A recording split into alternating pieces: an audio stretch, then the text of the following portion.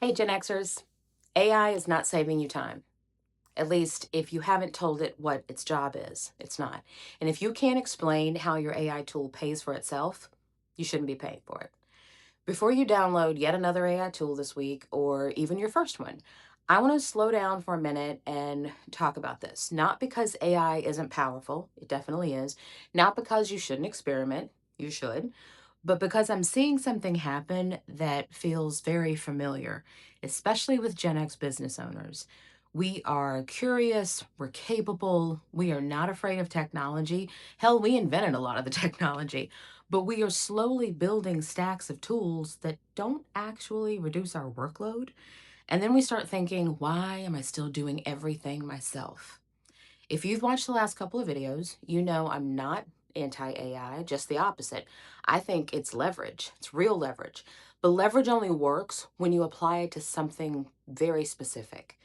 And right now, a lot of people are installing tools without deciding what those tools are actually responsible for. And that's the gap. So, today I'm going to give you a 4 step checkup process you can use before adding any AI tool. So, you can stop collecting apps and start assigning responsibility. You might want to grab something to take a few notes because we're going to walk through the process. Hey, if you're new around here, welcome. I'm Lisa, and I help Gen X business owners figure out what to do with AI and what not to do. That's really important too. So if you like a no BS approach to things with a healthy dose of Gen X sarcasm, a couple eye rolls every now and then, go ahead and hit subscribe now so you're in the know for the next video. All right, let's zoom in on this. Imagine hiring someone into your business and saying, hey, welcome, just help wherever. That person will float, they'll dabble, they'll look busy, but they won't create measurable impact because you never defined their job. And that's what's happening with AI. People are saying, I'm using AI for content, I'm using AI for marketing, I'm using AI for operations. That's not a job. It's not a job description. That's a category. AI needs a role, a specific one, not an ambiguous vibe or whatever. And once you understand that, everything can change for your business. So here's my 4 step process to take a look at things and see where you're at. Step number one, map the job. Before you go shopping for a tool, map the job. This part is the thing that almost nobody ever does. We see a demo, it looks smooth, it looks good, it promises to save time, and we think this could help. But help with what exactly? Before you even look at tools, write one sentence. The job of this tool is to blank. Be very specific.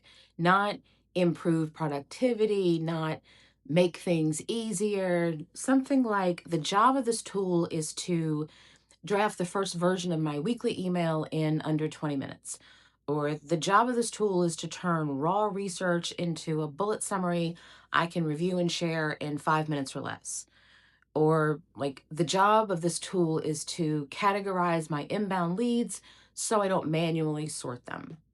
Notice what's happening here. The job is narrow, it's repeatable, it has a clear, definable output. That is intentional. AI is strongest in clearly defined, repeatable, low judgment tasks. Where I see Gen X business owners getting a little tripped up is expecting AI to optimize the business. That's not a job. That's kind of a fantasy. Map the job first. If you can't articulate very clearly what this does, don't go shopping for a tool yet. Step number two, define what winning looks like. Now we move from clarity to accountability. You've defined the job. Now define the win, not emotionally, numerically, data driven. Let's walk through a realistic solo business example. Let's say you're writing proposals for clients. The job, draft a first pass proposal. Now define success. Saving how much time, maintaining what close rate, reducing how many revisions of the proposal. For example, if this tool saves me 30 minutes per proposal and I send 6 proposals a month, that's 3 hours saved. If your working hour is worth $100, that's $300 of reclaimed capacity. Now, a $25 subscription makes sense. But if it saves you 5 minutes and adds editing time, it doesn't. This is where most people start getting a little sloppy. They feel like it helps, but they don't measure it. And if you don't define the metric, you're just going to justify the subscription forever. Kind of like how I justified my Columbia House Records collection. Gen X is old enough to know if you don't measure it, it drifts. We did this with budgets, we've done it with teams, we did it with projects. Now do it with your tools. Step number 3, run a 7-day pilot. This is the discipline step. You don't commit immediately, you test. For 7 days, run the job or the task using either the AI tool you already have, a free trial, there's a bunch of them, or a manual version of the workflow. Track how long did it take before, how long does it take now, did the quality improve, decline, or stay the same? Did it reduce mental load? That's a big one. Or did it add friction?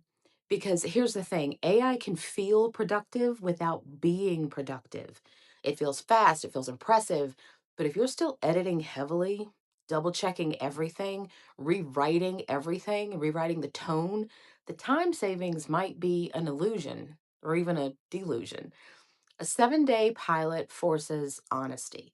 If it doesn't improve something measurable in a week, it doesn't get promoted. That's how you avoid subscription creep and recurring charges for tools you got excited about and forgot about. Just ask me how I know.